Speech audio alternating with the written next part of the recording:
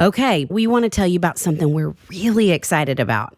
Really excited, and honestly, something that's been a long time coming for us. If you have been around us at all, you know that in our counseling offices, we're seeing kids who are overwhelmed, anxious, and struggling to handle things that used to feel more manageable. And at the same time, we're seeing parents who are trying so hard, showing up, loving well, getting all the advice, and still feeling unsure if they're helping or hurting. That is exactly why we wrote our new book, Capable. Capable is about helping parents raise kids who can handle big emotions, hard moments, disappointment, and real life. Not perfectly, but resiliently. We talk about why kids today have more support than ever, but less confidence in their own ability to cope.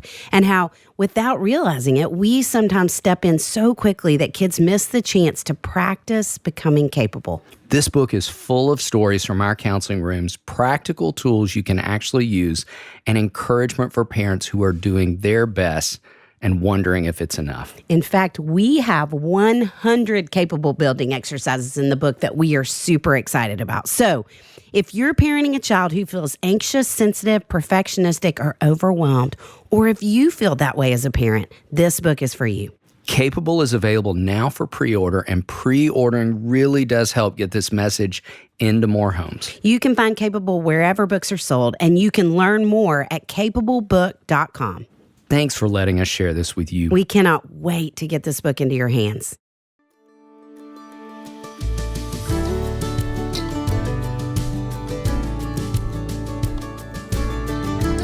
Hey, friends. Welcome to the Raising Boys and Girls podcast. I'm Sissy Goff. And I'm David Thomas, and we're so glad you've joined us for this conversation.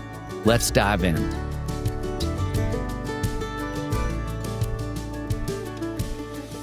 Megan and Mary Flo make up Birds and Bees, one of our favorite resources for parents. And in 1986, Mary Flo began presenting a popular parenting seminar in the Dallas area, teaching parents how to talk to their children about sex. Armed with medical research, personal stories, and humor, Mary Flo walks parents through very specific ways to answer their children's early questions with confidence. She gives parents a simple strategy that allows them to share their values in the preschool and early elementary years. Mary Flo grew up in El Paso, Texas, and graduated from SMU. She has been joyfully married to her husband, Dave, for 40 plus years, and they have 3 married children and 9 grandchildren. Megan was born and raised in Dallas, Texas, and graduated from Baylor University. Before diving into the world of sex education, Megan was a middle school teacher. She and her husband, Blake, have been married for over 15 years and have 3 kids. Megan is passionate about equipping and empowering parents to have healthy and age-appropriate conversations with their kids about sex.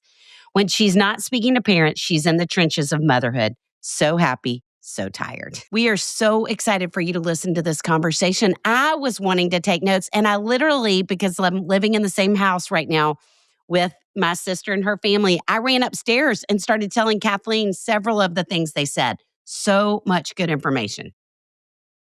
We are so excited. We cannot contain ourselves. We would take any opportunity to sit down with these 2 amazing women, Megan and Mary Flo from the Birds and the Bees. It brings us so much joy to see your faces. It brings us so much joy to know that you all are impacting the world and helping so many of us who feel lost and confused, that you were just featured on today.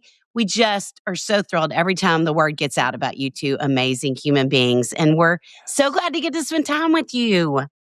And I have to say, it's like torture to be in different cities because we enjoy you both so much, and we've sat around a table and had your great Tex-Mex together. It's really painful to be on a screen looking at the 2 of you when we'd like to be in person. We feel the same. Yeah. We feel the same. We're so happy to be here. We've had snow days, not as intense as you guys, but this is just like a little bright light to talk to humans. Connecting other people. We're very thrilled to be here. But we've been on your cozy couch, and think about it. We had thought about coming to. Oh, wow. We really thought we would come. And I guess because of the hard snow, this won't be showing until after the snow's over, but that was kind of a providential thing. That Yes. Yes, that's a great point. And that, if you're watching on YouTube, that is why we're in 3 different cities, because David and I are normally sitting next to each other interviewing folks, but I'm in Kentucky and he's in Nashville and you all are in Dallas, and we have all been impacted by the storm. Yes. Mm-hmm.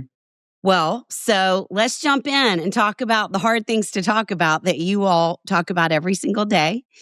And where we would want to start, we're in the middle of what kids need right now season, and you all are what parents need right now, and filtering over to kids. And I think in all of these years, collectively, we have all 4 been doing this work. I think we would all say it feels like culture is moving faster than we can keep up with. Technology, all the areas that we are dragging along behind it. And we would want to know first, what do you feel like kids need from adults right now to keep them anchored and protected in that reality? I think they need in the what you just said, the fast pace of the culture, parents need to slow down the parts that they can slow down and have a slow down at least a little bit of the day, preferably around a meal. They need to take a break from the screens, whether it's a really great football game or kind of nonsensical things, whatever it is. They need to take some time in a purposeful way to connect with their kids and hear from them, talk to them, hear about their day, the good, the bad, the struggles.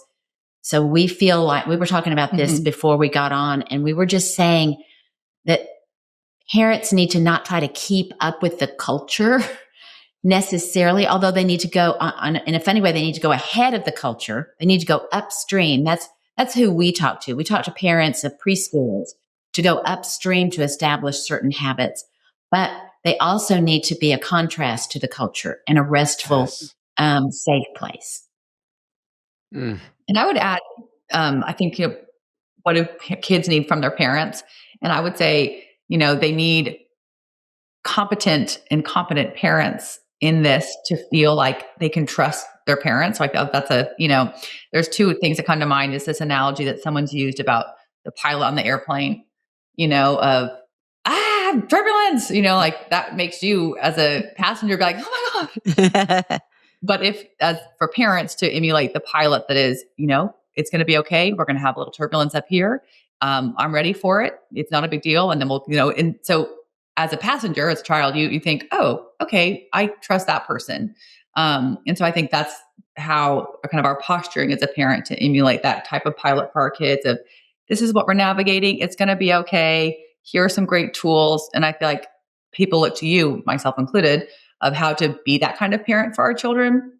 And then you posted something the other day that I thought was just so impactful, particularly as a parent educator and a parent myself, is we want parents to feel capable in their own, their own abilities and not constantly leaning on people like David and Sissy or birds and bees to tell them what to do. Obviously, we are grateful to be in these positions and have things to say, but to really empower parents to say, you can do this without us, or take what we have to say, take what you guys have to say, but really lean on your own intuition, lean on your own understanding of your own children and all these things, because it's like, I think sometimes this generation can lean too much on the experts because there's so much noise out there. And I don't know how to say this without putting myself out of work. Listening to us, but you can listen to me, okay? But not everybody. No, I'm kidding. But I would just say to lean on your own. I don't want to counter biblical verses either. Lean on your own understanding. That's not what I'm saying. No, but intuition, yes. Intuition, and that's something we talked about, kind of prepping through this a little bit too. Is we want our kids to have intuition, and as parents, we should have intuition too, because there's so much movement and unknowns going on in the world. Kids need parents that are stable and secure. And I think all that jumbling I just said, hopefully is just showing parents they need a parent who is secure in who they are and what information they want their kids to have and how they can filter the information from the world to their children, to be a grounding force in their life. Right. I remember with my kids as they were growing up, the fewer friends that they took advice from the better decisions they made. Like, you don't have to ask everyone you know what you should do about this. But it's good to say, I'm thinking about running for student council, or I'm thinking about joining this. And it's okay to get their opinion, their take on it, but don't just spread yourself so thin that you're not, leave room for your own thoughts and moving forward on what you think is right. Talk to your friends, talk to your parents, but then make a decision and you'll be okay. But sometimes they spread themselves too thin, and parents do that too. They can't make a decision without talking to everyone they know. Yes. Or listening to every expert on social media. Yeah. We a lot of times at parenting seminars will say, pick 2 voices that you trust, that you want to speak in, which birds and bees would certainly be one we would want everybody to have on their list. Yes. Okay, let's build on this idea of intuition. So we talk a lot about kids needing both resilience and discernment. So how would the two of you say those actually get built in a culture that normalizes oversharing and constant access? I feel like this is coming off of something you've said before, because I feel like, so I have 3 young kids, and so I'm just constantly putting to work what y'all are telling me to do.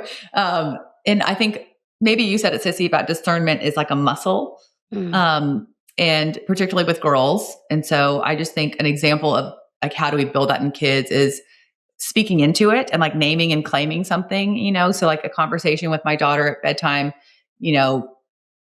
she's going back and forth about something with a friend or whatever, and kind of naming like, that something in you kind of said, oh, I don't know about that. And you trusted that. And that is discernment. And, so I'm really proud of you for, acknowledging that feeling, your kind of gut in there that told you, I don't know if I feel good about that situation, or, the past time I spent time with her, I felt kind of this, and you're kind of encouraging that muscle to get bigger of like, listen to that voice. Cause that was really wise. So that was really discerning of you. So again, kind of just like putting that word on that feeling that they have to kind of helping them, and boys too, but in this situation was with my daughter. And Sissy, I know you've said a lot that generally speaking, girls can kind of struggle with discernment, of not trusting their instincts or trusting something that feels right or wrong.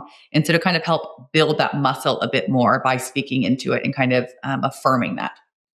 And also, I love that Megan just said, give it a word, give it a name. That's called discernment. Yes. And, but I also feel like for resilience and discernment, they need to understand trust. Why do we sometimes trust this person or not trust that? What makes someone trustworthy? And trust is kind of a growing balance, I think, with parents towards their children, with children towards their friend group.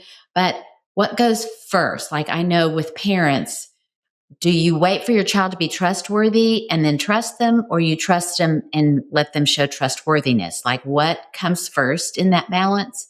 But teach them just the back and forth of that. Like, I'm going to trust that you're going to handle this really well. And until I see otherwise, I'm trusting you with that. Mm-hmm. And so I think the trust goes first, but then that causes them to think, I'm being trusted with this. Sometimes we fail. Sometimes we mess up, and I've messed up and you've messed up, but let's rebuild that trust. So I think letting them fail in a safe place with parents who love them unconditionally, so that they can say, that's okay. You know what? Let's start over. And you're doing hard things here, and it's not easy. But I'm here for you, and you're growing up. You're learning these things. So it's not like you fail and then you're done. Mm-hmm. So it's a process. I love that. Those feel like such important words to anchor them to, from discernment to trust, all the things. Thank you, y'all. And now a quick break to hear from one of our incredible sponsors who make the podcast available. So our city got hit with an intense ice storm, 6 degrees, roads shut down, half the city lost power. Except you somehow kept your power and gained new roommates. We did. And our dear friends, the Allens, packed up their kids, their dog, and moved in for a week. They are the best cooks, so our house turned into a Michelin star restaurant, thanks to our place. Of course. Every morning, I'd fire up the Always pan and the Perfect Pot from my Our Place 4-piece cookware set. Avocado toast, bacon, eggs, pancakes, it all slid right out. The Allens kept saying, "This isn't camping out, this is a resort stay." I mean, they're not wrong. That cookware is beautiful and non-toxic. No harmful chemicals, no Teflon, none of those forever chemicals you definitely don't want near your food. Exactly. It's high performance and super easy to clean, which is one more reason I love it. And the colors, those sets come in their famous shades. I swear they make any kitchen look fancy. Yeah, even mine looked like a showroom after a snowy day breakfast. Stop cooking with toxic cookware and upgrade to Our Place today. Visit FromOurPlace.com/RBG and use code RBG for 10% off site-wide. With a 100-day risk-free trial, free shipping, and returns, you can experience this game-changing cookware with zero risk. And now back to the show. I want to jump into something a little harder to talk about. And I mean, even as a great example of this in the midst of being snowed in up here in Kentucky, I have been on my phone some, and yesterday saw some article about how now AI is being used to undress kids in photos, which is some trend as we see all of these trends. And we know things have changed dramatically with the kids that we love and what they're being exposed to, what we're being exposed to, what they're being used for, all of that. And so if you had to say what has shifted the most in the way that predators access kids in the past 5 years, what would you all say? I mean, blanket statement is technology. Yeah. It's like that has just become a huge piece of the puzzle, where before, I think, and not to I think there is still abuse happening in real life, but unfortunately, Certainly. but I think technology has definitely just changed the game and become such a bigger piece of this ugly puzzle. And so I think that's where, and kids are being, have access to technology at such a young age now. And not all bad things, it's not like we're saying screen free or die, that's not. We're on day 6 of snow days here. Okay. So we are really in this. So I'm not saying that, but I think technology is the big piece that's changed it. And so I think your conversations have to change. And I think you're just, it's a balance of awareness and fear. We can't live in this constant fear. And so what do we do with this awareness, and how does that translate into conversations we have with our kids, and at what ages those conversations start? Well, and also, how are you listening to this technology? Technology the AI has become so personal. People actually name their chat GPT. They give it a name, act as if it's a person, and trust them with valuable information. So adults are doing that. And that's what they need to step away from and realize that using personal pronouns, talking to you, encouraging you, how can I help you with that? I can help you with that. They're getting closer and closer to what would be like an intimate relationship. And adults are finding themselves depending on that. And I think they need to, talk about discernment even in front of their own kids. Like at work today, you guys, I was using for my assistant, my chat GPT. But I noticed the language got more and more personal. And I have to be careful about that. That is not a real person. And their purpose is to pull me in and to trust them. And so I just want to tell you all that is something that not only kids deal with, but parents deal with. So with middle school kids or, older kids, I would say, share with them your own struggles and hold each other accountable. Like I know for my adult children with their kids, they'll say, if you see me on my phone too much, just give me the signal. Sometimes I'm unaware that I'm in a text stream that I'm paying too much attention to. Hey, draw me back. I give you permission to do that. Mm-hmm. So I just think we're all trying to figure this out. And so this is actually a great way that we can teach our kids, okay, technology isn't just new for you, it's new for me. This is what I'm learning. This is what I'm seeing. This is what I'm fearful about for all of us. Let's help each other. So many parents nowadays are aware of the importance of modeling technology use, okay, I put my phone away at dinner. Dad and I both put it away. Or, you know what, after school, I put it on silent. We're doing this, and kind of showing your kids balance. I talk to my older kids a lot of, screens are great. And like this tool is really helpful, but it can be addicting. And so I have to like put it away. And that's why we're just careful about what we introduce to you. So you're modeling that kind of stuff through conversations, just in the same way with AI that Mary Flo just did of, hey, this is really helpful, but we got to be careful because it's not real. And to your point, Sissy, about the undressing and all that stuff, it really just goes back to these conversations, take it all the way back to, well, what does that mean for a 3 or 4-year-old? It goes back to those basic conversations that we've been saying for years is we don't look at other people's private parts. We have to be really careful with what we see on screens. There are some good pictures and bad pictures. We love that book, and these are not one and done conversations. These are drip, drip, drip. And we are saying it all the time. Mommy's going to type in the password of the iPad because we got to be really careful around screens.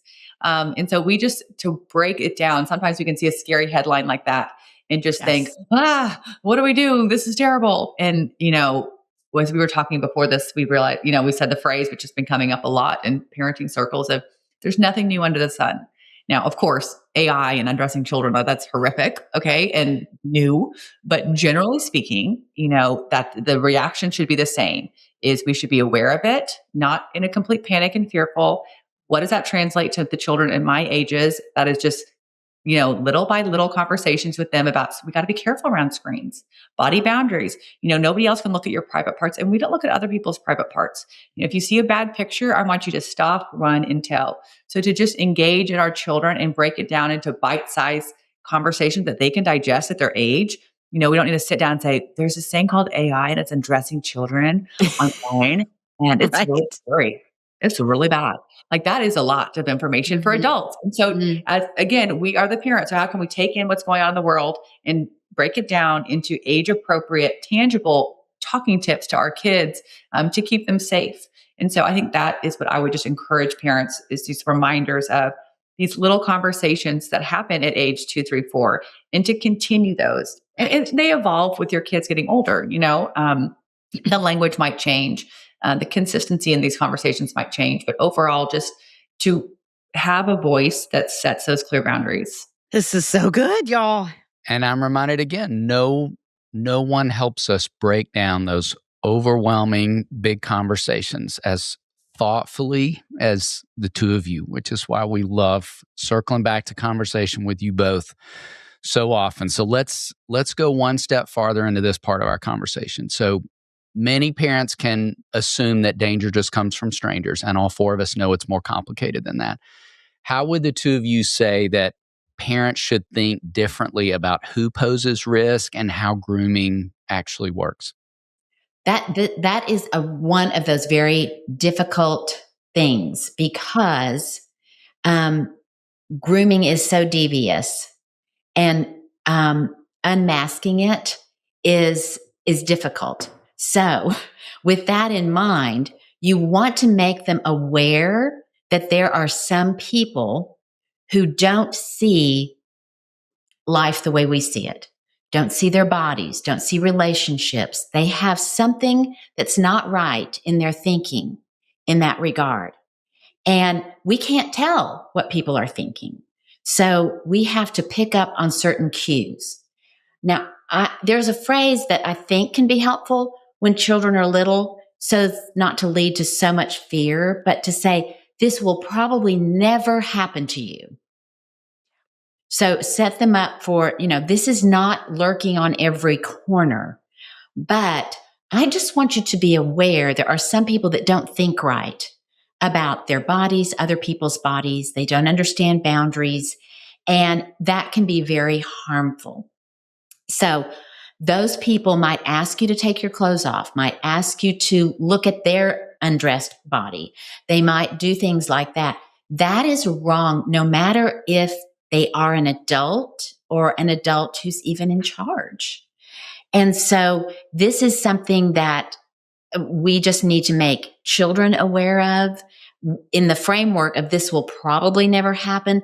But if you hear of a friend that it happens to, it also goes back to the principle we give parents of don't keep secrets. Secrets are not safe. Secrets are not healthy. Anyone that wants you to keep a secret is not your friend. then we also have to go through the nuance of this might be someone you respect, but that is not respectful behavior towards you. So in that situation, you have my permission to hit, to kick, to scream, to run, to disobey what they're telling you to do. So that's like 10 conversations in one.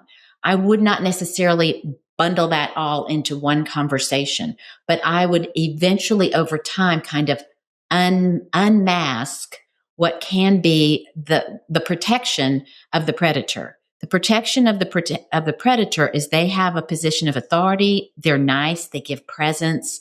They're wanting to be close to your child. They're acting nice to the parents. They're everybody's best friend. They don't look dangerous. So they want to stay in that safe place. But in some regards, you have to understand a wolf in sheep's clothing. Like, I know this sounds silly, but go back to all of Aesop's fables. They have characters that are deceiving you. And so, once again, it's not an easy conversation, but parents can't just throw it on kids in a very fearful way, but they can't shy away from it and ignore it. And these conversations should probably happen before, if they decide to do sleepovers, before, if they decide to do camp, before, even like a church trip or a retreat or something like that. You're now going to, but like not 10 minutes before they go there. It's very nuanced conversations. Your children, what their buttons are, and you don't want to drive them into fear. I'm probably spending too much time on this, but I'm just trying to explain that this is a conversation that should be had, or a series of conversations, but they probably start when children are little, about secrets.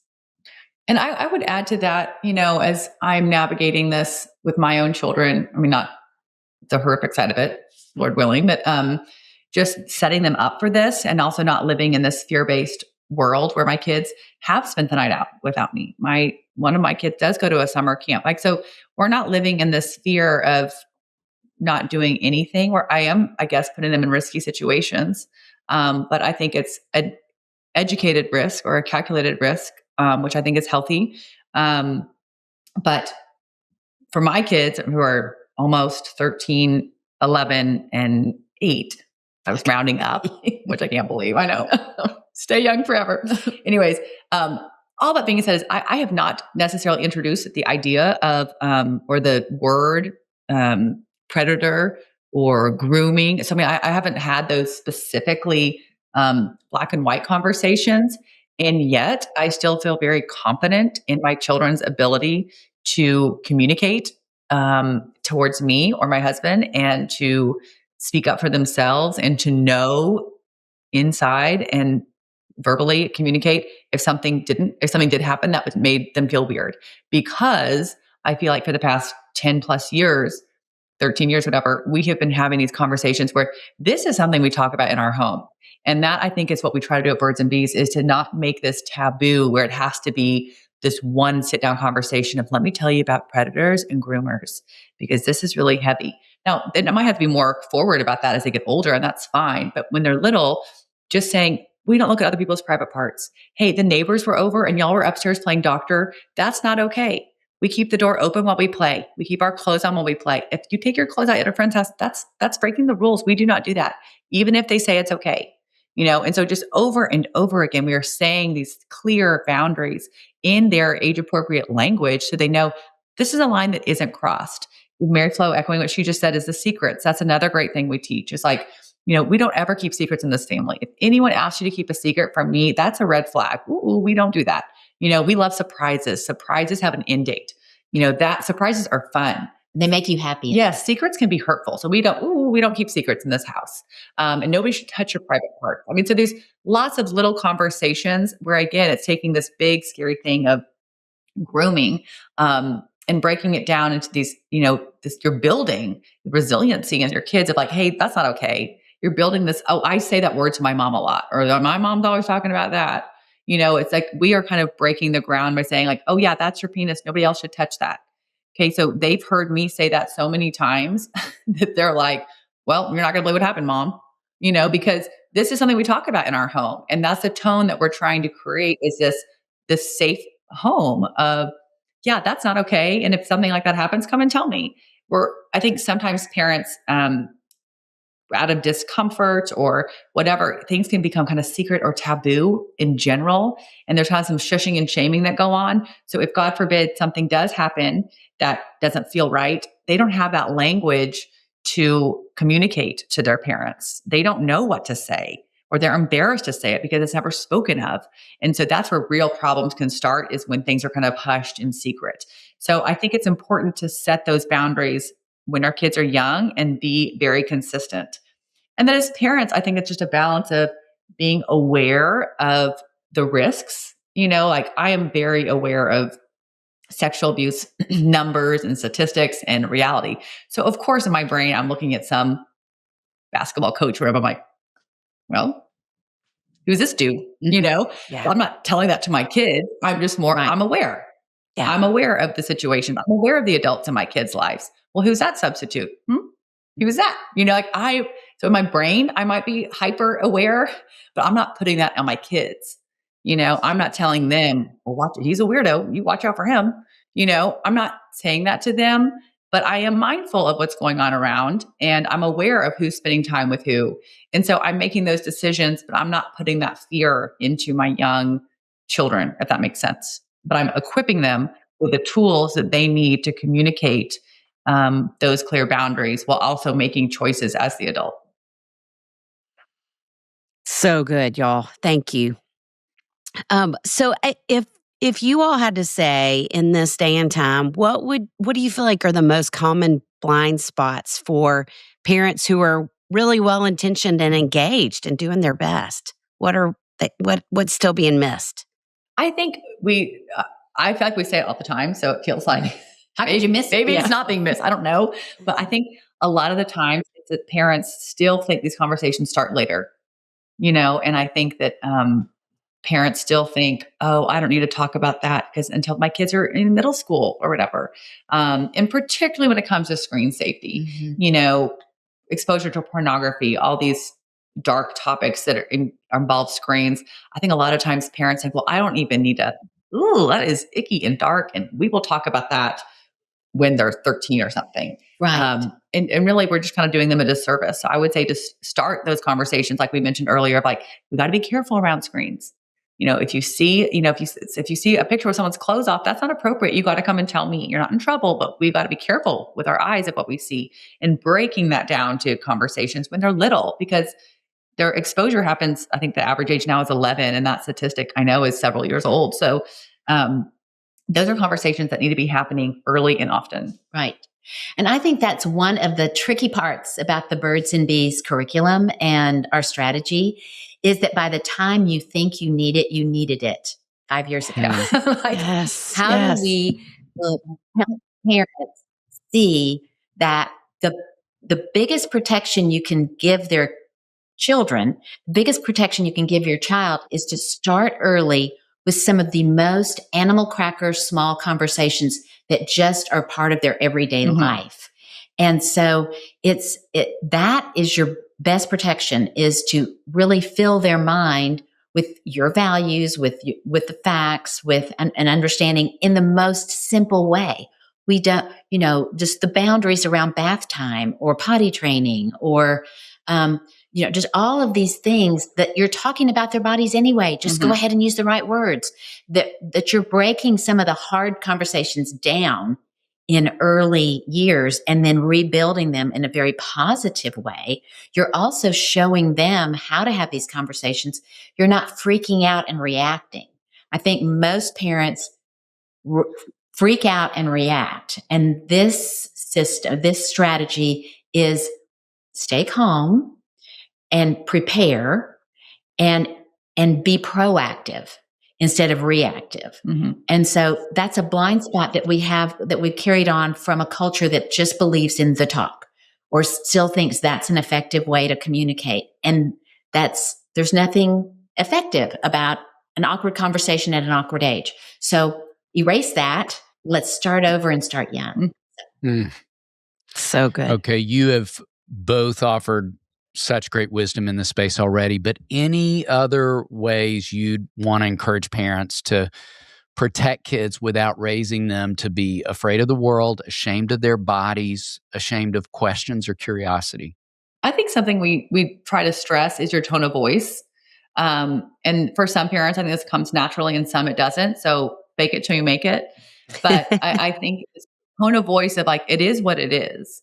I think a phrase like the very young ages, we don't take pictures of our private parts, or we don't, nobody should take pictures of your private parts, or however it is. Well, that's a very matter of fact way of saying it. As a parent, well, that's pretty horrific, but we're not adding this heaviness of shame, like, oh, sweetheart, I want to talk to you about something really serious. That's just like heavy.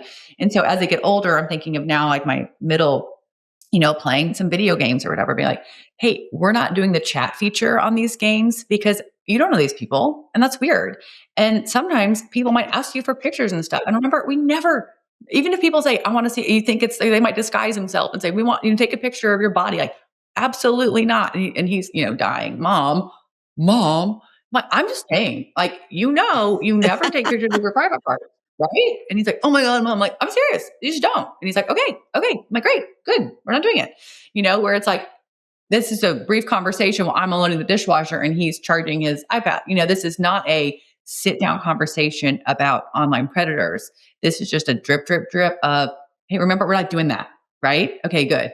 Because if you do, it can get into a lot of trouble and X, Y, or Z. So we're setting those clear boundaries. We're making it a non-taboo topic in our home. And then we're also kind of paving that path of communication where it's already been established. Oh, she talks about that. Or I know I could say something to her, or like, oh, there she goes again, or whatever the conversation is. We have kind of set forth that that pattern of communication where this is something we talk about in our house. And so it's, I would say, to not make it this heavy emotional conversation, but to kind of have that tone of voice, I think can be really powerful in all these conversations. So to have that tone of voice of kind of, it is what it is, or a matter of fact tone of voice can be really helpful. And I couldn't agree more. Like, you can see how that conversation with her middle school son is different than the one when they're very little and they're just saying we need to be careful around screens. So it builds over the years. It's not a one and done situation. It's a way that you can keep talking to your kids. But I love that question about protective practices. What can we do? Mm-hmm. And I start thinking I really like that question. It gave me a lot to think about, because I think sometimes we do set rules. We do set boundaries. We have guardrails, but we also have grace. And I also wanted to think about what are the things around a really healthy family that end up being their protection. And I would say having a good community of other families. Mm-hmm. Like, I know either you're really close to your neighbors or people in your church or your extended family, but having a network so it's not always just your family. Of course, you need things that are just your family, but bearing the joys and sorrows of other people, the struggles, what's going on, and caring about them, loving them, serving with them, being involved with them. I know we had this circle of friends, then we prayed, we shared, we didn't overshare, but I would say it was a safe place for us as parents and also for our kids. You built a really trustworthy community and bear their joys and sorrows.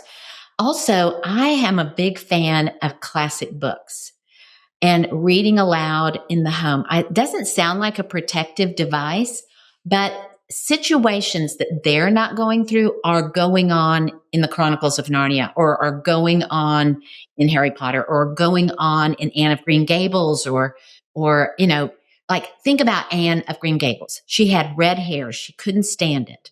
And she was the smartest in the class. She was the smartest one in the class. And her competitor was a boy that she kind of liked. Well, welcome to, 2026.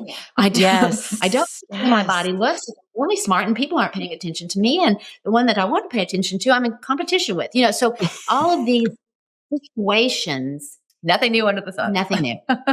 But and she had been adopted and hadn't wanted to be adopted. Like, She has a lot of challenges in her life.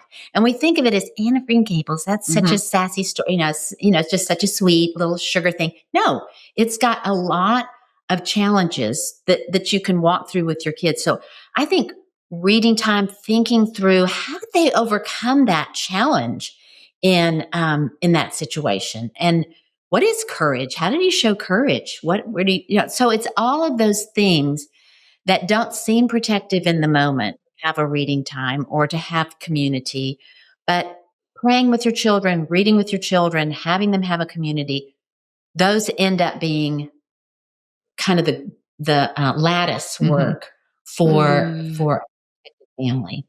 And as we were having this conversation ahead of time, just because a lot of the questions are not our norm, which we like. I love that. It's kind of fun. I'm like, we talk about fetuses and vaginas all the time, so this is a welcome.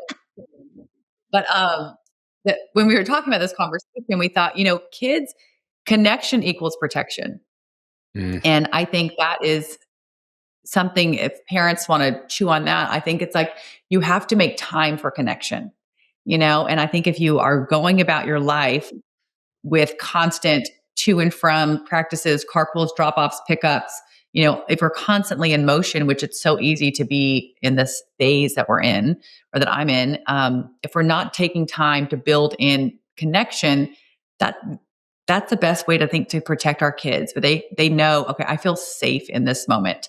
And I'm not trying to act like you have to have a sit-down family dinner every single night. Like we're in a season where I wish I could say that's true, but it's not. But at least a couple times a week, we try to sit down and have dinner and, share about your day or high-low disco, whatever.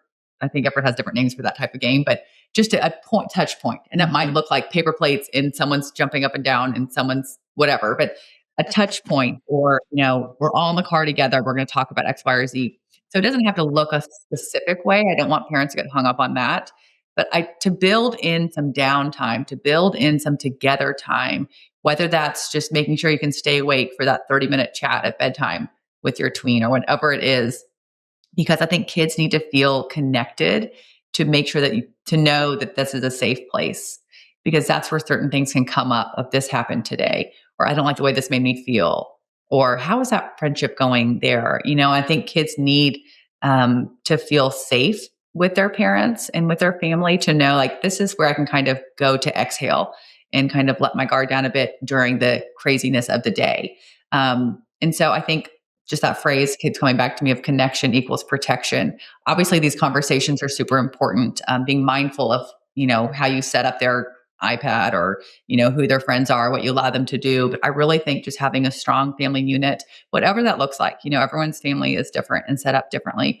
But to let them know that this is a safe place. And I think you have to be mindful, particularly in certain seasons, to create margin for that connection time. And that's kind of where we started. Like everything is such a hurry, just to look and see where can I, in our family, where can we kind of just pull back just a little bit, just so they know that's safe. And also that we as parents are going to mess up. I was just thinking as we were talking earlier before we got to chat with you, I remember one time kind of freaking out over something that happened with one of my kids. And I really ended up going back and saying, and I didn't have that tone of voice I was looking for. And the one I always think I do have, like a calm voice. I kind of freaked out. And nobody wants to then come back and tell you more if what they're fearing that freak out again. So I think it's important for parents, even if you had a very good reason to freak out, to come back and say, I mishandled that. To circle back as a parent and say, gosh, I wish I had a do-over. Because if I had a do-over, I would have said this. I left you this impression, and that's not helpful for us in the future. So I'm just going to take a moment to tell you what I wish I had said, because it's important that we keep the conversation going. And you didn't deserve that. Like I overreacted, and so I'm going to work on that. Because I do think I think that happens sometimes and we mess up, but I think as parents, we need to show them that we can circle back and apologize and have a do-over, and then they can do that with us too. That's great, y'all. I mean, it's so many good things. I feel like there's so many nuggets already of things I want to write down. I can't wait to tell my sister and brother-in-law to listen to this conversation. Y'all are so amazing. And now we're going to take a little break to hear from one of our sponsors who makes this podcast possible. Sissy, you are not going to believe what happened to me in the Orlando airport last week. Uh-oh. Did you get stuck on the runway like we did last time? Not this time, thank goodness. I was walking through the terminal, and this mom stopped me so she could have her son tell me how much he loves his Hiya vitamins, which she found out about on our podcast. That is amazing. Then he told me all about his superpower smoothie. Turns out that's what he calls Hiya's new Kids Daily Greens plus Superfoods. He said it tastes like chocolate milk, but it's got veggies in it. His mom just nodded and said he actually asked for it every morning. That's the magic of Hiya. Zero sugar, zero gummy junk, just clean nutrition kids actually love. They worked with pediatricians and nutrition scientists to create these super-powered chewable vitamins packed with organic fruits, veggies, and all the essentials. Vitamin D, B12, C, zinc, folate, you name it. And the best part, they get this fun reusable bottle with their first order, then eco-friendly refills every month. I love that parents don't have to think about it. Exactly. And if you've got picky eaters or tiny nutrition critics like that little guy in Orlando, Hiya's got you covered. We worked out a special deal with Hiya for their best-selling children's vitamin. Receive 50% off your first order. To claim this deal, you must go to hiyahealth.com/RBG. This deal is not available on their regular website. Go to hiyahealth.com/RBG and get your kids the full body nourishment they need to grow into healthy adults. And now back to our show. So we talked a little bit about discernment and intuition and helping kids develop that, which feels so important today. Is there anything y'all would say about how we really do practically help kids trust that internal voice, even when they're living in the midst of a culture that tells them not to, that it's telling them to overreact, or that whatever it is that they want to say is awkward? That seems to be their favorite and most avoidant word. I don't want to be awkward. I don't want to make things awkward. My kids keep telling me, Mom, it's not the 1990s. Okay, I just to somebody, if you see them at the grocery store, you could say hi because they're in your class. And it's not the 1990s. Like, okay, well, we're rude. I would say it's kind of like what I mentioned a little bit earlier. Like, it's a mindfulness, I guess, as a parent, to kind of build that muscle. And so I feel like what I'm trying to do as my older two are getting, I'm talking about those two just because my little one still feels like no one takes pictures of your private parts conversations, which seems sweet. My older two, and they're still, right now, the 10 and 12. So we're not that old, but noticing things that they're doing as a positive example and complimenting them later. And so I think that that's, positive affirmation, I think, can be a very powerful tool. But even like as we're dabbling in text messaging and that kind of stuff with my older one. And of course, this kind of gives away the fact that I've read some of her texts, but just like, hey, I really liked how you kind of stuck up for that person in that group text. That was really kind of you. And I know you didn't have to say that, but I'm really proud of you for saying that. Or kind of having some nuanced conversations of like seeing something that they're doing and praising that, because I think that helps them so much more than trying to correct something bad. Not to say that you shouldn't correct bad things, but so same thing with resiliency and intuition, or kind of their gut, is to kind of go back and find a time they did that. You were hesitant about this for a reason, and so you kind of changed your plan, but I'm really proud of you because I think you did the right thing there. I think you really listened to that. So to kind of just affirm situations where they use that discernment, even if it's a silly thing, but just be like, you really had showed good discernment there. So again, kind of back to that labeling and like praising. Yes. And seeing them, catch them doing something right. You included that friend. That meant a lot to me to see you include that friend that maybe the other kids didn't want to include. That's big in my book. Just let them know. Other people notice she is shy, and you pulled her in, and I saw you do that, and that was really kind. Or you got put on the bench but you were cheering for your teammates. And I saw that. And that's amazing. You wanted to be out there. You wanted to be, scoring. But when you were on the bench, you were clapping for them. And I saw that. Boy, I really respect that. So I think you're reinforcing just what Megan was saying, that when you see them taking those little baby steps towards doing the right thing, you just encourage that to keep up with that. And there was some parenting expert I was listening to. There we are again. But and they going on this idea of positive affirmation, which we're getting a little off track here, but I think it's helpful. She used this expression of don't water the weeds. And I think it's so often as parents, myself included, I try to bite my tongue because it's so easy to verbalize the bad things or speak into the bad things of don't do this, don't do that, do this differently. I don't like that. And so the watering the weeds is that you're putting your words onto all the bad things and instead of putting them on the positive things. So all those examples we just shared to really kind of help hone and encourage all the good things they're doing. And as they get older, that the discernment, the choices they're making, the risks they're taking, all those things. Okay, we love to explore this with the two of you. If a child or adolescent were to encounter something unsafe in person, online, what response from a parent would you say makes it more likely they'll come back and tell us something else? Part of it is that tone of voice that we've used. How, as they're muddling in their mind, should I tell mom? Should I tell dad? As they're making that choice to open their mouth and share that, what are they going to remember how you talked about things and how they made you feel? And so being what we keep talking about, being that safe refuge for them, being that safe place, honing your own listening skills. Don't jump at the first thing you hear, but wait and let them tell the whole story. Asking good questions, trying to stay calm. Being that safe place for them is going to give them the confidence to come back to you. Don't let too much time have gone by before you've had some of these conversations. Megan used to talk about how as your kids get older, like here you are, here they are, but the path between you can kind of grow up with kind of things between you. You haven't talked about that in a long time.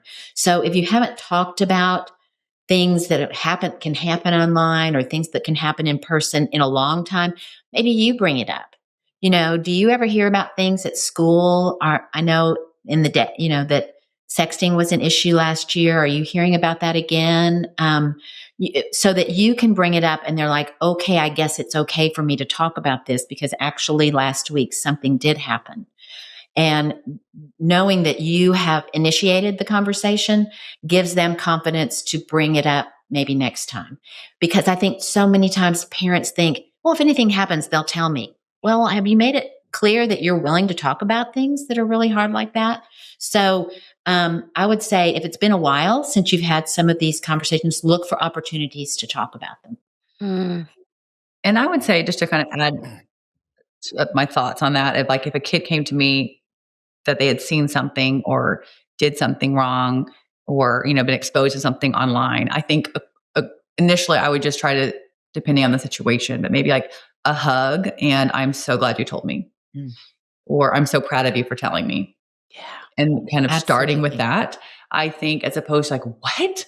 Or, oh my God, what do give me that, or whatever our reaction is. I think if you could just train yourself for the initial response, like, oh, I'm so proud of you for telling me. And I am, and so to kind of shift it, I think initially that would, I don't know, change some of the conversation and reaction where immediately they might feel like, okay, I did the right thing. Now you might still get in trouble. This is not just like it's all over, but I love that hug. That's so important. So good.